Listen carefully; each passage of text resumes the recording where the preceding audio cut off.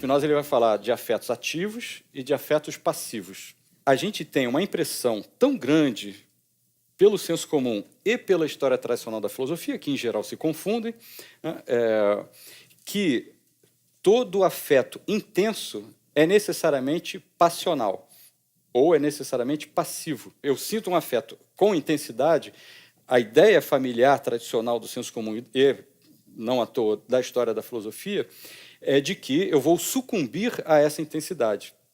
E o Spinoza, ele não pensa assim. Ele vai o tempo inteiro mostrar em que condições e como os afetos do que ele chama de razão, que não é a razão tradicional, como tradicionalmente é compreendida, os afetos da compreensão, do inteligir e do compreender, eles podem ser muito mais, ele usa o termo, intensos, muito mais fortes do que os afetos passionais, nos quais eu sou não só causa parcial, como na maioria das vezes sucumbo aos afetos de tristeza ou alegrias passivas, como ódio, raiva, ciúme, enfim. Ele vai tentar mostrar justamente como que nós podemos nos afetar intensamente, de modo a que a intensidade dos afetos que são ativos possa ser superior à intensidade e à força dos afetos passivos. Embora ele explicite que só um afeto mais forte combate, ou se sobrepõe, ou desfaz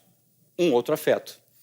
Então, se a proposta dele na ética é justamente como que o que ele chama de razão, volto a dizer que é diferente do que a tradição chama de razão, e a compreensão, que em latim o verbo não é cognoscere, conhecer, mas inteligire, compreender, e a compreensão precisam ser afetos mais intensos, caso contrário, nós estaríamos fadados aos afetos passivos e à passionalidade, todas as torturas tão bem retratadas na literatura e na história da filosofia tradicional, em nome das paixões, né, e dos afetos passivos. O que ele está falando é do entusiasmo.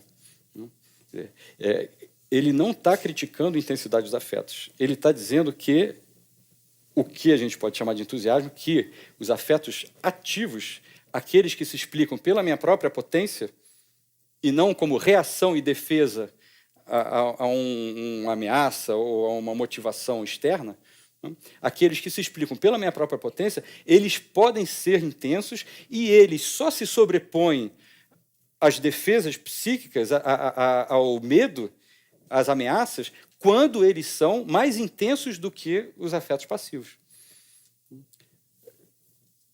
No senso comum, a gente pensa assim, é preciso fazer as coisas, viver com paixão. É isso que o Spinoza está dizendo. Ele só não diz paixão porque ele guarda a palavra paixão para falar afeto passivo.